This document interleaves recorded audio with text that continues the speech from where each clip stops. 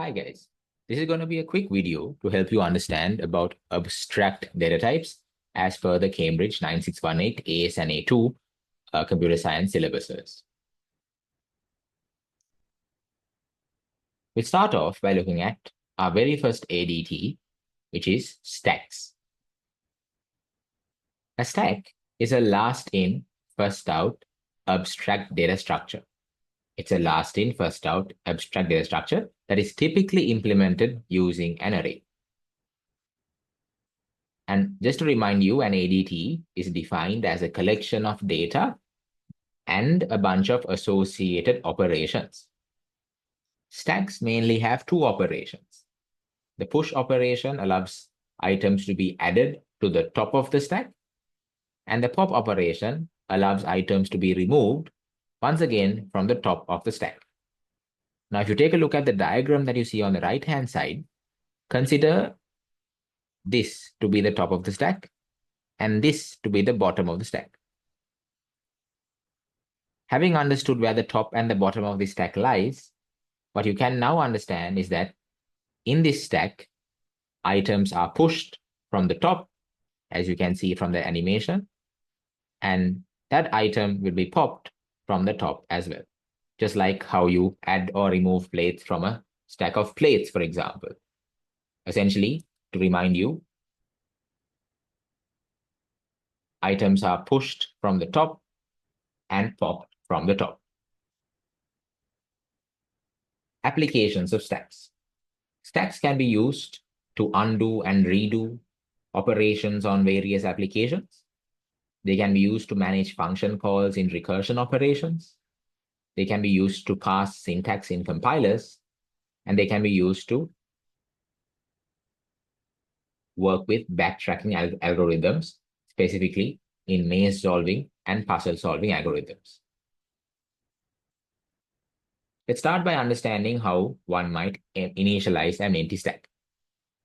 To initialize an empty stack, you first have to declare your stack as an array of n items. Let's consider that n is 5 in this occasion. Since it's an array, each location will receive its own index, starting from 1 at the bottom and 5 at the top. Of course, this 0 is being depicted here as an index 1 below the base or 1 below the lower bound of the array, whose purpose will become more apparent to you as we move forward with this video. One more thing is that wherever the largest index of the array is, in other words, wherever the upper bound of the array is, which in this case is 5, that's where you should always consider to be the top of the stack. Wherever the lower bound of the array is, that's where you should always consider to be the bottom of the stack. At the exam, they may confuse you by giving you this stack in the opposite order, starting at 1 and going down to 5. Then this rule must be kept intact, where the top is not the physical top that you see visually, but it must always be the top next to the upper bound, and the bottom must be therefore next to the lower bound. So in that case, if 1 through 5 was inverted, 1 starts here, then 2, then 3, then 4, then 5, instead of 5 to 1, then you'd expect the top to be at the bottom and the bottom to be at the top. So keep in mind, top is not always at the physical or visual top. It's wherever the upper bound is, and the bottom is wherever the lower bound is. After initializing an array of items in your stack, the next thing you do, once you initialize a stack as an array of items, you then set stack full to n. Stack full is a variable that will keep track of the maximum number of items in your stack. In this case, the maximum number of items this stack can hold is 5, so stack full will be set to 5. Then we set a pointer called top pointer to 0, and this is where this 0 comes into play. The idea is top pointer points to the item at the top of the stack. The item at the top of the stack. Now, unfortunately, this stack is currently empty, because we initialized our stack as an array of items, but this array currently has no items. As a result, we cannot consider this stack to have any items at its top. Hence, we assign top pointer to 0 to essentially mean that the top pointer isn't pointing to anything, right? It just means that top pointer has no valid value right now. There is no index in this array that contains the current top of the stack because frankly, our stack is empty. So initially you'd expect top pointer to be 0 because there is no item at the top of the stack.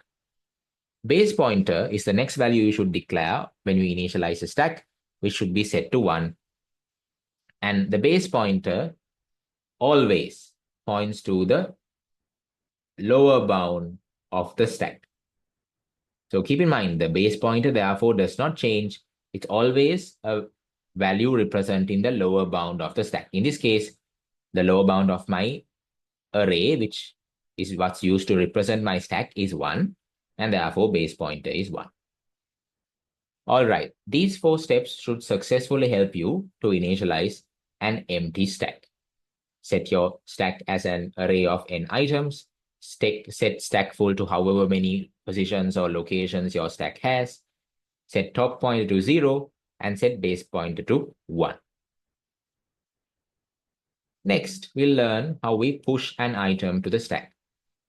Keep in mind, right now, stack full is 5, top pointer is 0, and base pointer is 1. To push an item to the stack, we can follow these 3 steps. For now, let's ignore step number 1 because this will only become meaningful once we take a look at a particular case of pushing where we try to push items beyond stack full. Only then would this step become apparent. So right now, since this initial step is not relevant to us, or it's not very apparent to us, let's focus on just step 2 and 3. Now to push an item to the stack, we have to always start by incrementing the top pointer. Keep in mind, to push items to the stack, always start by incrementing the top pointer. So what we'll do is top pointer will be incremented from 0 to 1. Thereby, you can imagine that top pointer now has an arrow, an imaginary arrow, for example, that indicates that the first item of this stack should go to index 1. So you can imagine that the top pointer being incremented is a preparation stage to ensure that the top of the stack is correctly positioned, or the item that is next inserted or pushed is going to the correct position of the stack. So right now, top pointer being set to 1 indicates that the item being added should go to index 1 of the stack. And like I just discussed, we add the item to that position of the stack. Thereby, the new item, in this case, let's say that it's 26, will be added to this position of the stack. So 26 will go to position 1 of the stack. Let's repeat this. Let's add a few more items. Again, we increment our top pointer, right? So you'll expect the top pointer, which was previously set to 1, now being set to 2, thereby pointing to the position above the 26. We can add our new value there, for example, 32, and then we repeat. So let's imagine that we fill up our stack all the way to the top, 45, 52, and 63, all a bunch of random values. And as you'd expect, the top pointer should be pointing to the last item that was added to the stack. In other words, the top of the stack. So top pointer will be currently 5. Now let's imagine that one person tries to push an item to this stack once again. Do you think that's possible? No, it wouldn't be possible. Why? Because unfortunately, the stack is currently full. That's where step 1 comes into play. Step 1 is important to ensure that we don't keep pushing to the stack when the stack is full. And the way you determine when the stack is full is by comparing to see if the top pointer and the stack full value are the same.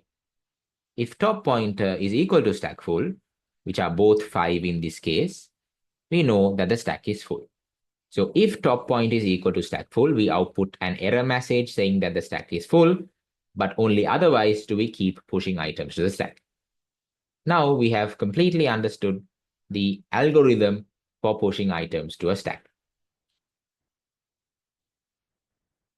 The pseudocode that you see on screen is the Cambridge standard for pushing items to the stack. It's implemented as a procedure because push does not return any values. It takes in a parameter for the item to be inserted. As discussed, it first checks if the top pointer is equal to stack full, which indicates that the stack is full. Otherwise, it increments the top pointer and then sets the new value at that position of the stack. So the 3 steps that we discussed in the previous written description, the 3 steps of the previous algorithm that we wrote or that we saw on our screen, can be mapped to these 3 steps on the pseudocode. That the top pointer is compared to stack full to see if they are equal. If so, the stack is full. Otherwise, top point is incremented before the item is added to that position in the stack. Let's now try and understand how we pop items from a stack. As usual, let's ignore the first step because the first step only becomes apparent once we try to pop items beyond the limit of the stack. That means we try to pop items even beyond the stack being empty. So we haven't achieved that yet. So let's not focus on the first step right now, but let's just focus on step number 2 and 3 for the moment.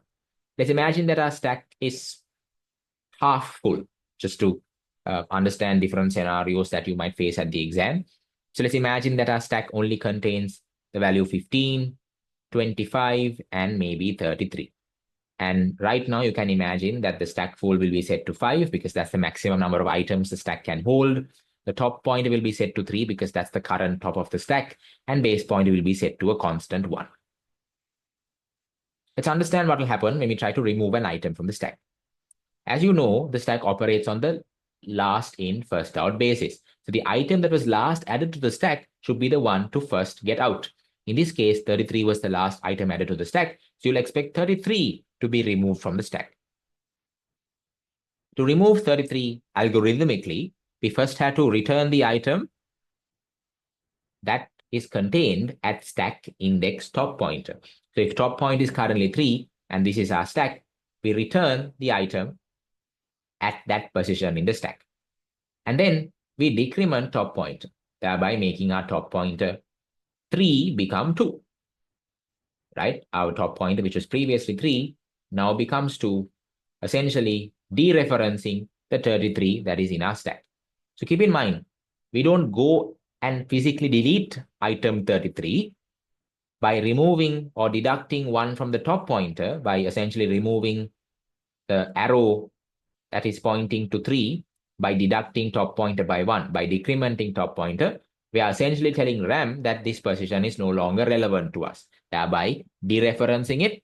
And although this value might still exist in the RAM, it's considered as a garbage value, which will be overwritten the next time we push another item to this position of the stack. But let's keep popping, shall we? Let's keep popping and see what happens. Let's say that we remove 25. As a result, decrementing our top pointer back down to 1. And let's pop 15, decrementing our top pointer back down to 0. Now let's see what happens now. Let me clean things up a bit. Right now, our top point is 0, which, if you remember, is how our stack started off in the first place, right? This is how our stack began. The stack was initialized in the same top pointer value, where the top pointer was pointing to 0 at the beginning. Now, let's say someone tries to remove an item from the stack, even when top point is 0. Frankly, that's not possible because the stack is already empty.